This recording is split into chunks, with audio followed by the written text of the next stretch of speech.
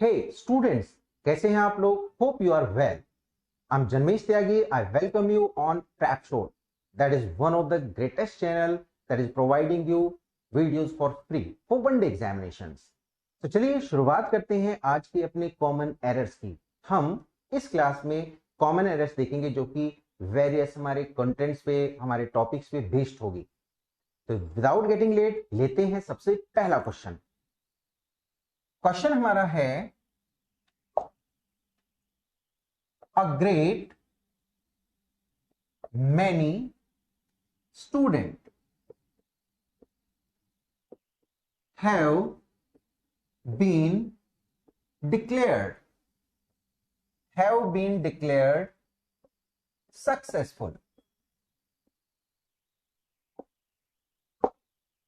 So now we divide this question into different parts. This is part A. This is part B, part C, and then we see no error. This would be the part D. Now we have to find किस part में हम यहाँ पे error detect कर सकते हैं। तो अगर हम पूरे सेंटेंस को देखें, a great many students have been declared successful, तो गाइस हमें यहाँ पे गलती जो मिलेगी that would be in A part. A part में हमारी एरर है। अब जरा देखते हैं, एनालिसिस करते हैं कि ये एरर बेसिकली किस पार्ट से बेस्ड है। तो यहां पे हमने यूज किया स्टूडेंट, जो कि कैसा है, सिंगुलर नाउन है। स्टूडेंट यहां पे क्या है, सिंगुलर नाउन है। रूल ये कहता है कि अगर कभी भी हम कुछ इस तरह के फ्रेजेस यूज करें like many, a good many, या फिर हम बात करें अ ग्रेट मैनी की, अ ग्रेट मैनी, तो ये सारे के सारे एक्सप्रेशंस कैसे हैं, हमेशा ये एक प्लूरल नाउन के पहले आएंगे। यानी इनके साथ हम क्या लगाएंगे, प्लूरल ही नाउन होगा और प्लूरल ही यहां पे वर्ब बनेगी। का मीन्स है हम कभी भी यहां पे स्टूडेंट नहीं बल्कि क्या यूज करेंगे, स्टूडेंट्स, क्योंकि आगे वर्ब भी देखेंगे कैसी है, प्लूरल है। का मीन्स ये बना, सेंटेंस जो करेक्ट होगा वो कैसे करेक्ट होगा, अ ग्रेट मैनी स्टूडेंट। तो आंसर हमारा क्या बनेगा, ए। यानी पार्ट ए में वी डू हैव एरर। यही एरर हमें डिटेक्ट करनी है, और अगर हम करेक्ट एरर को डिटेक्ट करते हैं वही पार्ट उसका आंसर बन जाता है। आते हैं नेक्स्ट क्वेश्चन पे।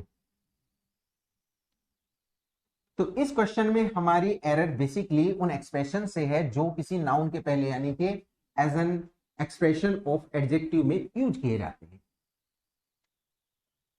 नेक्स्ट क्वेश्चन की बात करते हैं। We are going to launch this 3 crores project. Question है हमारा, we are going to launch, we are going to launch our 3, बल्कि इसको आगे लिखते हैं, we are going to launch our 3 crores project. We are going to launch our 3 crores project. और कैसा project, जरा चेक करते हैं। Within the next few months, within the next few months,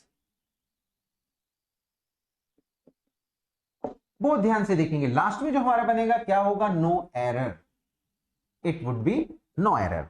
तो जरा चेक करते हैं, हम इसको डिवाइड करेंगे, ये हमारा होगा part A, then it would be part B, then part C, और लास्ट में हम डी पार्ट में देखेंगे नो एरर।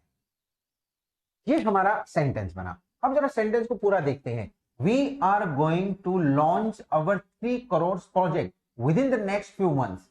गाइस अगर हम इस एक्सप्रेशन को देखें 3 करोड़ प्रोजेक्ट, तो ये हमारा रॉन्ग है। इसमें हम एरर डिटेक्ट करेंगे। कैसे डिटेक्ट करेंगे, ये बनेगा 3 करोड़ प्रोजेक्ट। अब आप पूछेंगे हाउ दैट वुड बी, तो हम नाउन में ये रूल पढ़ते हैं कि अगर कभी भी we do have like crore, million, 100, lakh,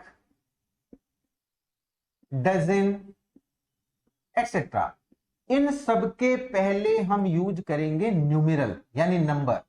अगर हम इनके पहले नंबर यूज करें और इसके बाद कोई नाउन हो तो ये हमेशा कैसे बनेंगे, ये ऑलवेज सिंगुलर रहेंगे यानी एक वचन रहेंगे। क्योंकि कैसा फंक्शन करेंगे, उस केस में ये एडजेक्टिव का फंक्शन करेंगे। भाई लाइक यहां पे नाउन है, नाउन के पहले कोई भी वर्ड आएगा तो क्या बनेगा, एडजेक्टिव।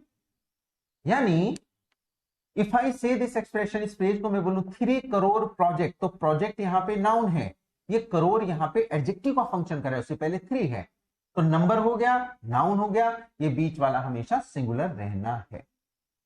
यानी हमारा आंसर जो बनेगा दैट वुड बी बी। तो हमारा बी आंसर बनेगा with the error of this noun and adjective. आते हैं एक नए क्वेश्चन पे, and the new question would go like, the new question is like the lawyer asked if it was worth to take. Question हमारा है the lawyer asked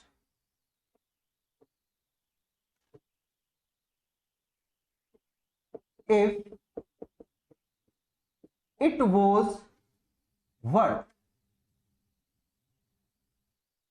to take, it was worth to take the matter to court, the matter to court।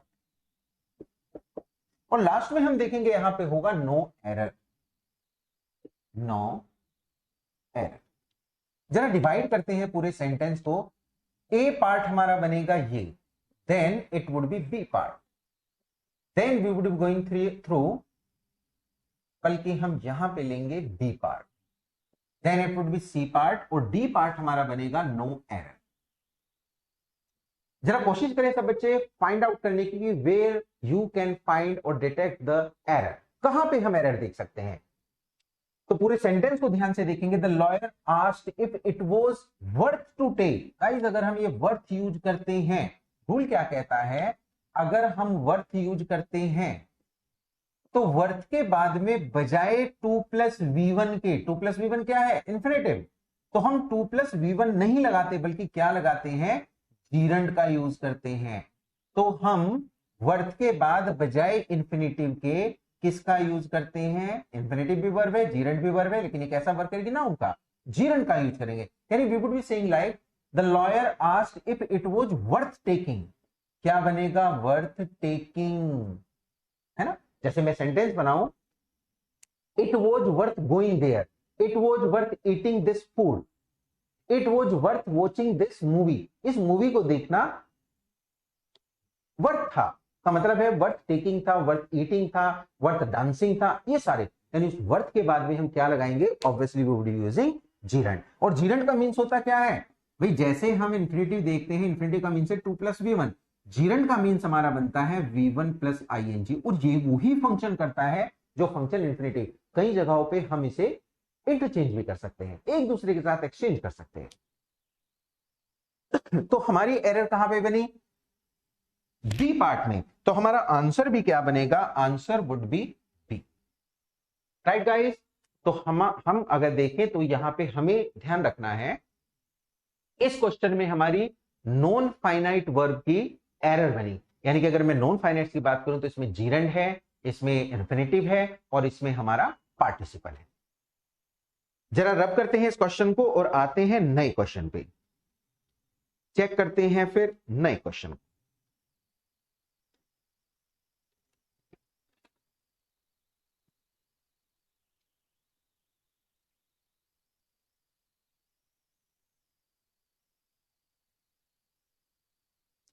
अगला question हमारा बनेगा, after a carefully investigation we discovered. Question हमारा है, after a carefully investigation, part हमारा A बन गया। After a carefully investigation we discovered that the house was infested. we discovered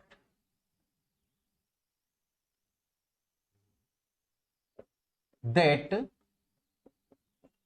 the house was infested.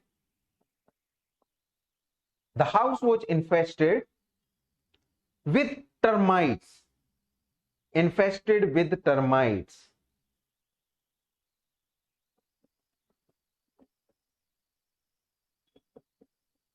Last में हम देखेंगे इसमें क्या बनेगा हमारा, no error would be there, right.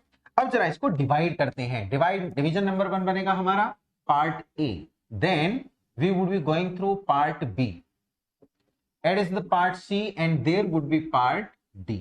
ये हमारा डी पार्ट बनेगा। अब जरा पूरे सेंटेंस को बच्चों ध्यान से देखें, किस पार्ट में आपको एरर दिखाई दे रही है, यानी हमें इसमें से किस पार्ट में एरर दिखाई देगी। तो जरा चेक करते हैं हम इसको। सेंटेंस को ध्यान से देखो। सेंटेंस कहता है after a carefully investigation we discovered that the house was infested with. अब मैं आपको बता दूं, इन्फेस्टेड का मीन्स होता है भरा होना। इन्फेस्टेड का मीन्स क्या आता है, फुल होना, भरा होना। और इसके साथ में जो प्रपोजिशन बनता है वो विद बनता है, तो इसमें तो गलती नहीं है। Was infested with termites, termites से भरा हुआ था, दीमक से, दीमक टाइप के होते हैं टर्माइट्स। अब ऊपर आते हैं और देखते हैं after a carefully investigation. Guys बहुत ध्यान से देखो, आफ्टर क्या है हमारा प्रपोजिशन, प्रपोजिशन के बाद क्या आता है, नाउन या प्रोनाउन। यहां पे पूरी फ्रेज है, लेकिन ये फ्रेज कैसी है, इसमें इन्वेस्टिगेशन हमारा नाउन है। और अगर इन्वेस्टिगेशन नाउन है तो नाउन के पहले कभी भी हम एडवर्ब नहीं लगाते, बल्कि क्या लगाते हैं, एडजेक्टिव। तो हम यहां पे बजाय एडवर्ब के एडजेक्टिव का यूज करेंगे। तो हम यहां पे क्या बनाएंगे, द आंसर वुड बी कि भाई हम कभी भी इन्वेस्टिगेशन से पहले यानी नाउन से पहले एडवर्ब का यूज नहीं करेंगे, क्योंकि एडवर्ब किसको मॉडिफाई करता है, किसी वर्ब को, एडजेक्टिव को या फिर अनदर एडवर्ब को। तो बेसिकली इसके पहले हम एडजेक्टिव का यूज करेंगे। तो सेंटेंस हमारा बनेगा after a careful investigation we discovered that the house was infested with termites. Answer हमारा ए बनेगा। ए पार्ट में हम एरर डिटेक्ट कर सकते हैं। Now let us come to another question. अगले क्वेश्चन पे आते हैं और जरा देखते हैं कि हमारा यहां पे क्या रूल बनेगा।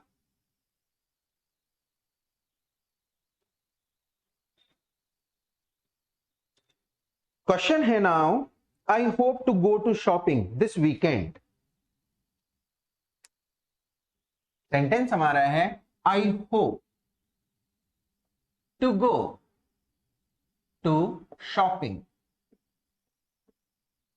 आई hope to go to shopping this weekend. This weekend.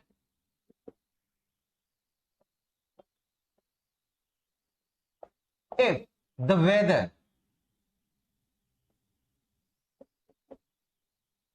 the weather permits। Last में हम देखेंगे no error would be there. D part. अब गाइस हम देखेंगे कि यहां पे कहां गलती हम चेक करेंगे, part A, part B, then part C and it would be part D। जरा ध्यान से देखो और फाइंड आउट करो कहां पे हम एरर को डिटेक्ट कर सकते हैं। चलिए पूरे सेंटेंस को बड़े ध्यान से एनालिसिस करते हैं और देखते हैं I hope to go to shopping, यानी कि आई होप टू गो। अब आपको पता है कि होप ऐसी वर्ब है जिसके बाद में हम किसका यूज करते हैं, होप ऐसी वर्ब है जिसके बाद हम ऑब्वियसली यूज करते हैं इंफिनिटिव का। इंफिनिटिव का यूज करेंगे। इंफिनिटिव अगर मैं कहूं तो इसका मीन्स क्या बना, 2+V1, यानी I hope to go, I hope to study, I hope to lesson. लेकिन इसके बाद जो लगा यहां पे 2+ शॉपिंग, दैट इज रोंग। हमने एक बार लगा दिया आई होप टू गो, फिर हम लगाएंगे शॉपिंग, यानी इस इंफिनिटिव के बाद हम सीधा जीरंड यानी नाउन का यूज करेंगे। Getting everyone? तो यहां पे बजाय हमें अलग से कहने के टू शॉपिंग, क्योंकि आपको पता है 2+v1, भाई 2+v1 इज इक्वल टू किसके होता है, v1+ing। मैंने आपको बताया जीरेंड इक्वल टू होता है कई जगहों पे किसके, इन्फिनेटिव के। यानी अगर मैं कह दूं शॉपिंग या मैं कह दूं टू शॉप, एक ही बात बने, लेकिन कुछ जगहों पे वो एग्जैक्टली यूज होता है, कुछ जगहों पे नहीं। जैसे होप के बाद में हमेशा ही आता है, हम कभी गोइंग नहीं कह सकते, तो वो हमें ध्यान रखना पड़ेगा। लेकिन अगर मैं वर्थ कहता हूं तो उसके बाद आप लगाते ही v1+ing है, आप कभी भी वहां पे 2+v1 का यूज नहीं करते, ये आपके रूल्स हैं। तो हमने यहां पे देखा कि होप ऐसी वर्ब है जिसके बाद इंफिनिटी यानी 2+v1 और उसके बाद में सीधा नाउन ना की 2+v1 की वहां पे कंडीशन बनेगी।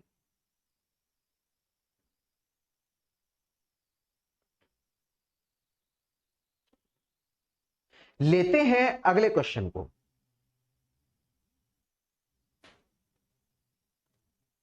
इसको रब करते हैं और नेक्स्ट क्वेश्चन की हम बात करते हैं, और जरा देखते हैं कि नेक्स्ट क्वेश्चन में हम क्या देख सकते हैं। The future of food companies, question है हमारा the future of food companies.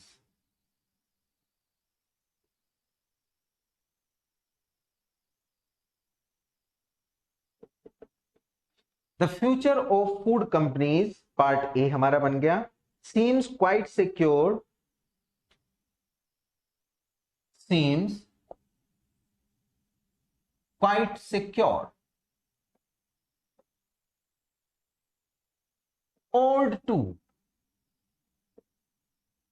आगे क्या बना है, quite secure old to ever growing demand, और to ever going demand. Last में हमारा बनेगा नो एरर। जरा चेक करते हैं और इसको डिवाइड करते हैं डिफरेंट पार्ट्स में। पार्ट हमारा बनेगा ए, ये पार्ट हमारा होगा B, then it would be part C, और यहां पे हमारा बनेगा डी। बड़े ध्यान से देखो और चेक करो कि क्या आप इसमें किसी एरर को डिटेक्ट कर सकते हैं या फिर नहीं कर पा रहे हैं। भाई अगर नहीं कर पा रहे हैं तो ऑब्वियसली आंसर हमारा बनेगा डी, लेकिन अगर वहां पे एरर है तो हमारा पार्ट वही आंसर होगा।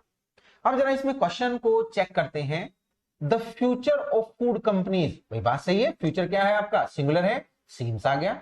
Future of food companies seems, यानी कि फ्यूचर ऑफ फूड कंपनीज लगता है, सीम होता है। क्वाइट सिक्योर, क्वाइट सिक्योर का मीन्स है, क्वाइट सिक्योर का मीन्स है पूरी तरह से सिक्योर। काहे के लिए, ओड टू, ये गलत है, बजाय ओड टू के हम क्या लिखेंगे, ओइंग टू। समझ में आ रही है बच्चों आपको बात। इसका मीन्स ये बना कि अगर मैं ओइंग टू का यूज करता हूं, भाई यहां पे ओड टू का यूज है जो कि रॉन्ग है। ओइंग टू का मीन्स क्या होता है, इसका मीन्स होता है because of, because of.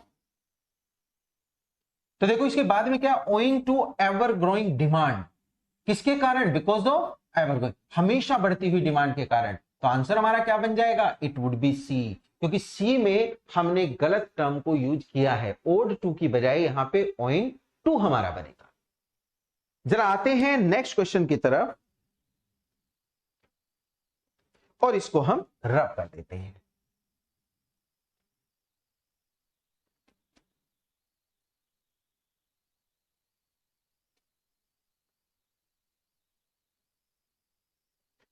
Sentence है हमारा,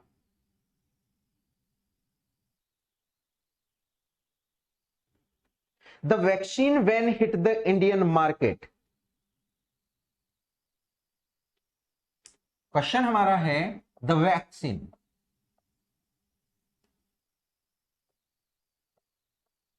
व्हेन हिट द मार्केट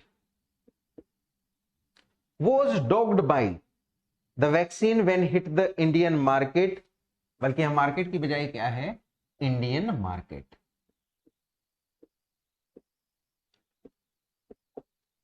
आगे फिर क्या कहता है, was dogged by, was dogged by controversy. controversy.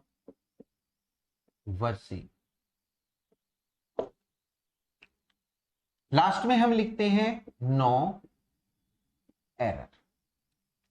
अब जरा देखो, इसको फिर से डिवाइड कर दिया गया 3 पार्ट्स में.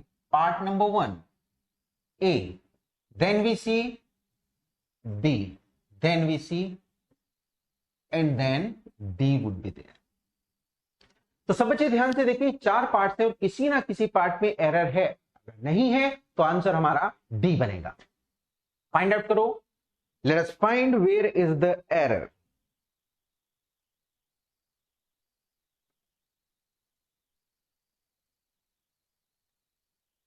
अच्छा, ध्यान से देखेंगे. ओके, वन थिंग, क्वेश्चन में यहां पे वो आपको इज देगा. क्वेश्चन में है इज, क्योंकि मैंने इसकी करेक्ट फॉर्म को ही लिख दिया. बेसिकली हम देखेंगे क्या है इसमें. The vaccine when hit the Indian market, यानी कि जब इंडिया वैक्सीन ने इंडियन मार्केट को हिट किया इज डॉग्ड बाय. तो बच्चों इसका मतलब ये नहीं कि इज डॉग्ड बाय, वहां पे अगर पास्ट है तो ये भी हमारी पैसिव वॉइस पास्ट में बनेगी. यानी हम क्या यूज करेंगे यहां पे, वॉज डॉग. तो बजाय इज प्लस V3 के हम इसको पैसिव के भी पास्ट में पैसिव बनाएंगे. यानी हम बनाएंगे वॉज डॉग्ड बाय कंट्रोवर्सी. तो जब इंडियन वैक्सीन ने इंडियन मार्केट को हिट किया तो इसको किसने डॉग्ड किया, एक तरह से किसने ओवरकम किया, कंट्रोवर्सी ने. वर्सी एकदम से पैदा हो गई. तो आंसर हमारा जो जाएगा दैट वुड बी बी. तो यहां पे हम बी, यानी कि हमें बेसिकली किस पे वर्क करना है, हमें वॉइस को भी देखना है, हमें वहां पे नरेशन को भी देखना है, इन सबको ही साथ में लेके चलना है. कोई भी उसमें अगर गलत है तो ऑब्वियसली वही पार्ट हमारा आंसर बनेगा. अगले क्वेश्चन की बात करते हैं और इसको हम रब कर देते हैं. नेक्स्ट क्वेश्चन कहता है हमें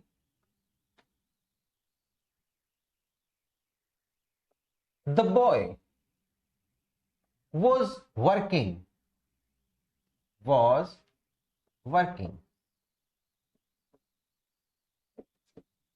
very hardly. No error. D part. C part. B part. A part.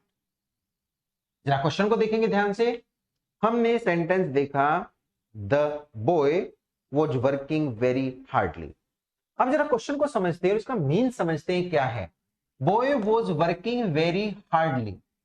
Guys, अगर मैं हार्डली की बात करूं तो हार्डली बेसिकली एक एडवर्ब है. और ये किसका एडवर्ब है, ये एडवर्ब है फ्रीक्वेंसी का. ये किसका एडवर्ब है, ये एडवर्ब है फ्रीक्वेंसी का. फ्रीक्वेंसी का एडवर्ब बनेगा हमारा. डन. फ्रीक्वेंसी का एडवर्ब हमारा बनेगा.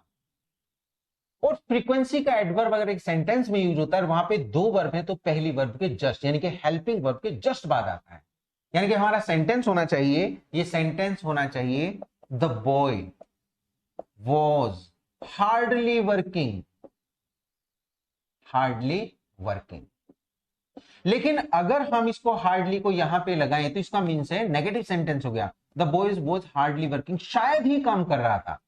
यानी ये वर्ड हमारा नेगेटिव इंपैक्ट देगा.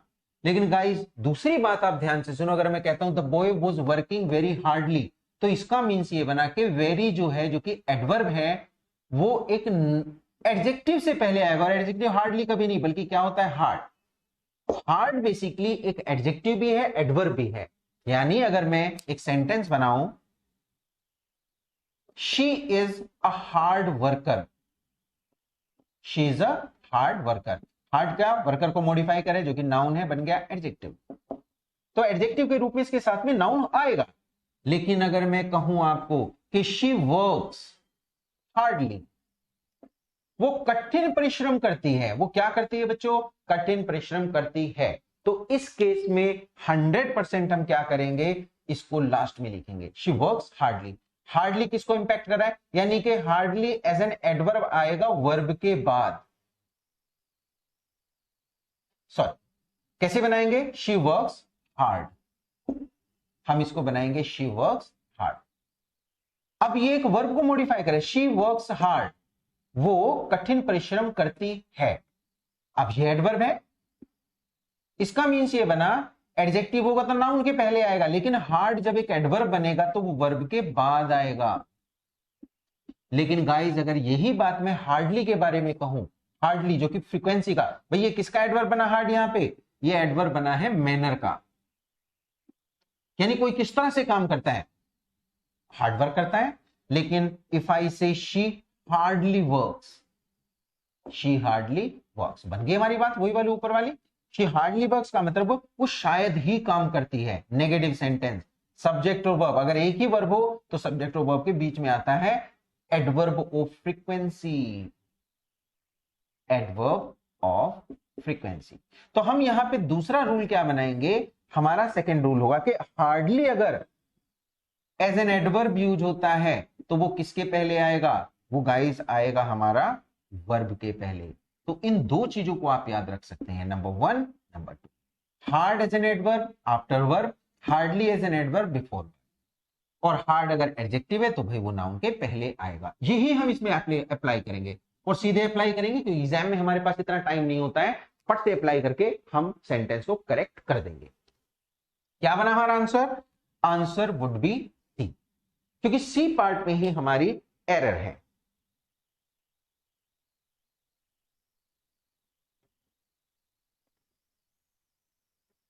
अगले क्वेश्चन को देखते हैं और इसको हम रब कर देते हैं।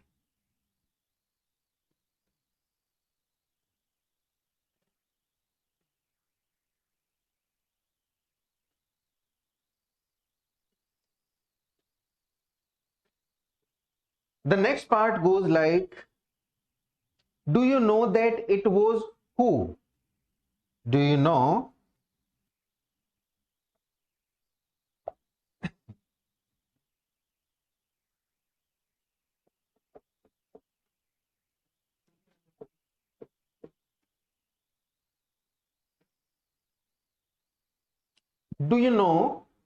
it was who has done this piece of beautiful work? Who has done this beautiful piece of work?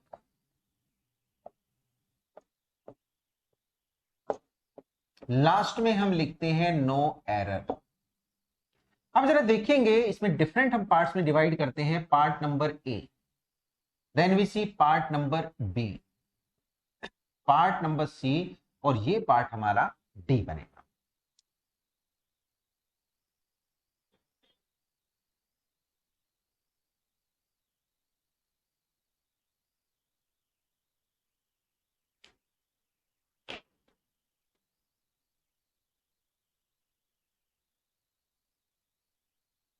तो बड़े ध्यान से देखेंगे,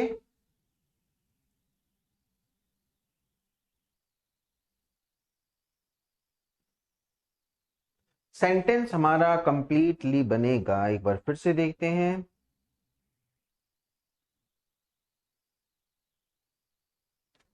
ये कंप्लीट सेंटेंस इस तरह से है, अब ये कंप्लीट हुआ है।